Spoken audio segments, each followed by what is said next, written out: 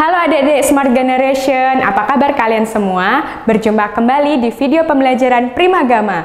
Perkenalkan, nama kakak adalah Retno, instruktur Smart bidang studi kimia. Pada video pembelajaran kali ini, kita akan membahas tentang materi kelarutan dan hasil kali kelarutan. Untuk lebih jelasnya, yuk kita simak video pembelajaran berikut ini.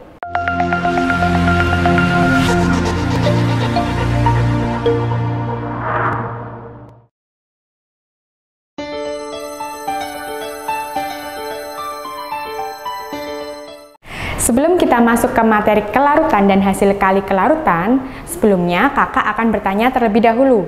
Pernahkah kalian menambahkan 1 sendok gula ke dalam air? Kira-kira apakah yang terjadi?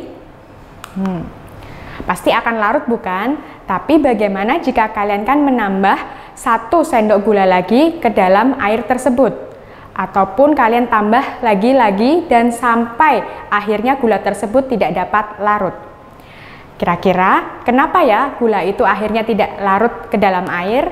Nah, di sini ternyata ada penjelasannya. Ternyata ada macam-macam larutan. Yang pertama adalah larutan yang tidak jenuh, yaitu artinya larutan yang masih melarutkan zat terlarut. Kemudian, larutan tepat jenuh, yaitu larutan yang tidak dapat lagi melarutkan zat terlarut. Sedangkan yang terakhir adalah larutan lewat jenuh, yaitu larutan yang tidak dapat lagi melarutkan zat terlarut dan terdapat endapan. Oleh karena itu, gula yang tadinya awalnya larut, kemudian jika ditambahkan semakin banyak ke dalam air, lama-kelamaan dia akan mengalami jenuh, kemudian mengalami endapan atau mengendap. Pada materi kelarutan dan hasil kali kelarutan, kita akan lebih membahas tentang kelarutan, tetapan hasil kali kelarutan, serta hubungan antara kelarutan dan tetapan hasil kali kelarutan. Kelarutan itu sendiri artinya adalah jumlah maksimum zat yang larut dalam sejumlah tertentu pelarut atau larutan pada suhu tertentu. Kelarutan atau solubility yang dilambangkan dengan S dapat kita hitung dengan cara mol dibagi volume, dengan catatan volumenya adalah dalam liter.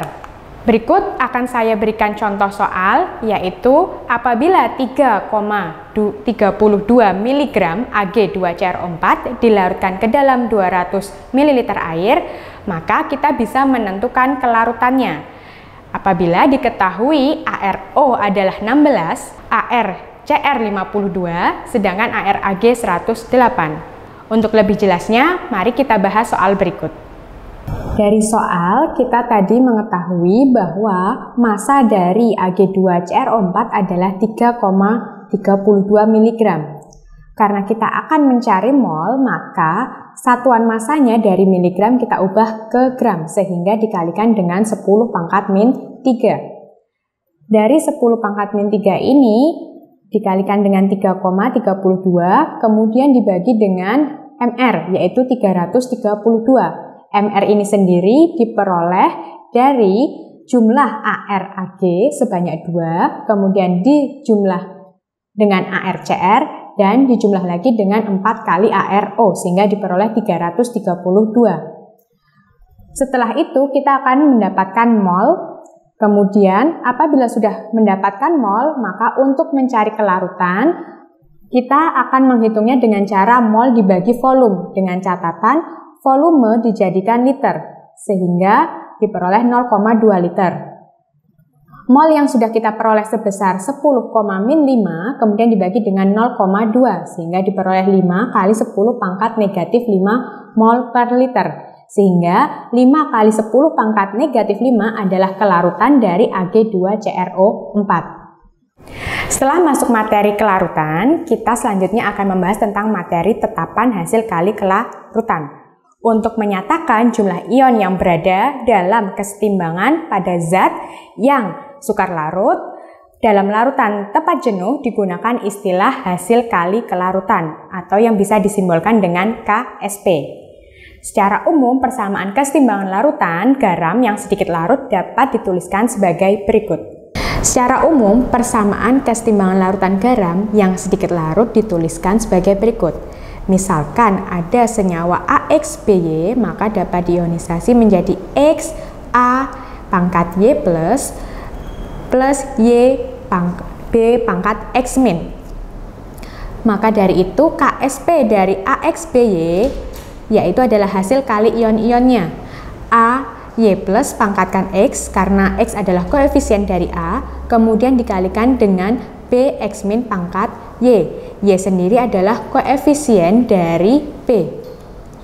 Kemudian kita ambil contoh lagi, yaitu jika X sama dengan 1 dan Y-nya juga sama dengan 1, maka disebut elektrolit biner, yang artinya adalah 2, yaitu jumlah antara X sebesar 1 dan Y juga sebesar 1. Maka apabila senyawa AB akan diionisasi, dia akan menjadi A plus B min, sehingga diperoleh kelarutannya yaitu sebesar S. Kenapa kita simbolkan dengan S? Karena di sini koefisien dari A plus adalah 1, maka kita simbolkan dengan S. Sama halnya dengan B min, kita simbolkan juga dengan S, karena koefisiennya sama dengan A yaitu 1. Kemudian dapat kita cari KSP dari senyawa AB, yaitu hasil kali ion-ionnya, sehingga A plus pangkat 1 karena koefisiennya adalah 1 di sini, maka tidak disebutkan juga tidak apa-apa. Kemudian dikalikan dengan B min yang dipangkatkan 1 juga karena memiliki koefisien 1. Sehingga diperoleh S dikalikan dengan S, yang akhirnya nanti kita peroleh hasil akhir dari kelarutan AB yaitu adalah S kuadrat. Untuk memperjelas penjelasan sebelumnya, mari kita perhatikan contoh berikut. Pada senyawa AgCl dapat diionisasi, hasilnya adalah Ag plus Cl min. Ag plus memiliki koefisien 1, maka kita simbolkan dengan S. Sama halnya dengan Cl min yang memiliki koefisien 1, kita simbolkan juga dengan S. Maka akan kita peroleh hasil kali kelarutan dari senyawa AgCl, yaitu adalah hasil kali dari konsentrasi Ag plus pangkat 1 dikalikan dengan konsentrasi Cl min pangkat 1. Oleh karena itu, S dari Ag plus akan dikalikan dengan S dari Cl min, hingga diperoleh yaitu sebesar S kuadrat. Kemudian kita ambil contoh lain, yaitu apabila X sama dengan 2 dan Y sama dengan 1, atau sebaliknya, bisa X-nya nanti yang 1, kemudian Y-nya yang 2, hal ini akan disebut elektrolit Turner. Turner artinya 3, yaitu jumlah X dan Y-nya sebesar 3. Maka kita contohkan di sini adalah senyawa AB. Namun di sini AB memiliki 2A+, kemudian ditambahkan dengan B2-, sehingga diperoleh 2S untuk 2A-nya, kemudian S untuk B2-. Oleh karena itu akan diperoleh hasil kali kelarutan dari AB, yaitu hasil kali konsentrasi A+ pangkat 2, karena tadi koefisiennya di sini adalah 2, kemudian dikalikan dengan konsentrasi B2-. Dari A plus sendiri tadi diperoleh 2S, maka karena dipangkatkan 2 jadinya 2S kuadrat. 2S kuadrat kemudian dikalikan dengan S, yaitu dari B2-, sehingga akan diperoleh 4S pangkat 3. Berarti KSP dari AB ini adalah 4S pangkat 3. Kemudian kita lanjut ke contoh selanjutnya untuk memperjelas dari soal sebelumnya. Nah, di sini ada senyawa MgOH2. Maka dari MgOH2 akan diionisasi menjadi Mg2+ ditambah 2OH-. Mg2+ akan disimbolkan dengan S kelarutannya, sedangkan yang OH- akan disimbolkan 2S karena memiliki koefisien 2. Maka KSP dari MgOH2 yaitu adalah sebesar Mg2+ dikalikan dengan OH- pangkat 2. Karena tadi ya koefisiennya adalah 2. Maka dari Mg2+ akan dilakukan sebesar S, kemudian dikalikan dengan 2S kuadrat, yang akhirnya nanti akan diperoleh 4S pangkat 3. Setelah membahas tentang sistematika perhitungan tetapan hasil kelarutan, kalian dapat melihat tabel tetapan hasil kali kelarutan pada suhu 25 derajat Celcius.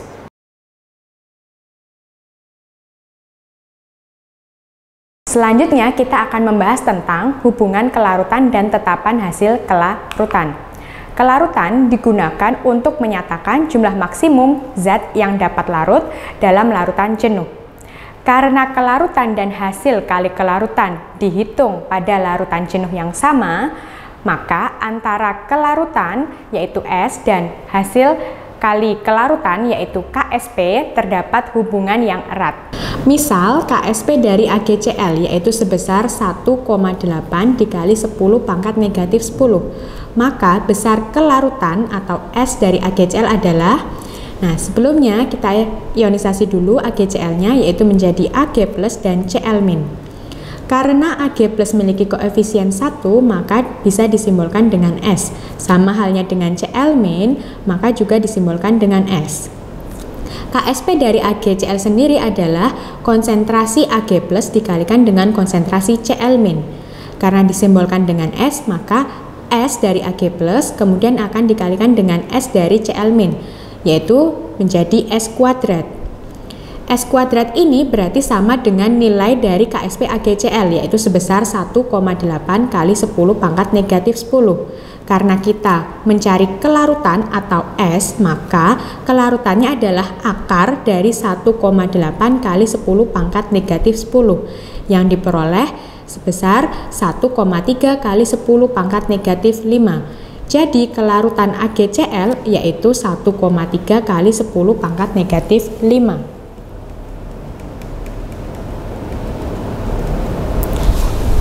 Untuk memperjelasnya, untuk elektrolit yang biner, maka N yaitu sama dengan 2, N sama dengan 4 atau N sama dengan 27 akan berlaku rumus sebagai berikut. Apabila KSP sama dengan S kuadrat, maka S-nya atau kelarutannya yaitu adalah akar dari KSP. Sedangkan jika KSP-nya sama dengan 4S pangkat 3, maka kelarutannya adalah akar 3 dari KSP dibagi 4. Sedangkan untuk KSP yaitu 27S pangkat 4, maka kelarutannya adalah akar 4 dari KSP dibagi 27. Sedangkan untuk KSP 108S pangkat 5, maka kelarutannya adalah akar 5 dari KSP dibagi 108. Untuk lebih jelasnya, maka perhatikan contoh soal berikut. Bila KSP CaCO3 sebesar 9 kali 10 pangkat negatif 8 mol per liter atau mol dikali L-1, maka berapa gram kelarutan dari CaCO3 dalam 250 ml air dengan mR CaCO3 yaitu sebesar 100. Untuk menentukan gram atau massa kelarutan CaCO3 dalam 250 ml air, maka perhatikan pembahasan berikut. CaCO3 jika diionisasi dia akan menjadi Ca2+ dan CO3 2-. Maka KSP-nya yaitu adalah S dikalikan dengan S, yaitu nanti akan diperoleh S kuadrat. Berarti untuk kelarutannya atau S adalah akar dari KSP, yaitu akar dari 9 kali 10 pangkat negatif 8. Oleh karena itu diperoleh 3 kali 10 pangkat negatif 4 mol per liter.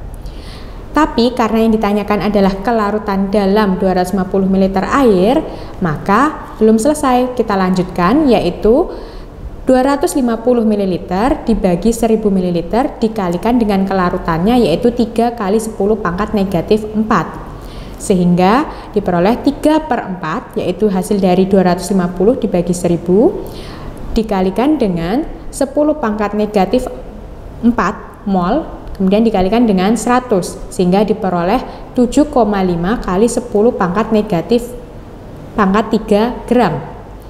Kemudian jika dijadikan miligram berarti dikalikan dengan 1000 maka diperoleh 7,5 miligram.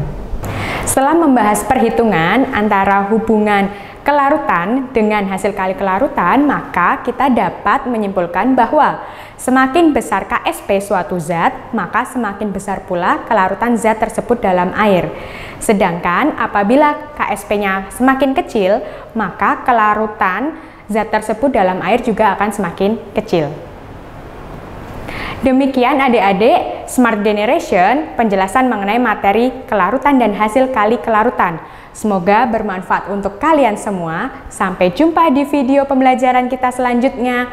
Jangan lupa subscribe channel YouTube kita dan bunyikan lonceng agar tetap update video kita. Primagama siap, Primagama smart, Primagama terdepan dalam prestasi. See you!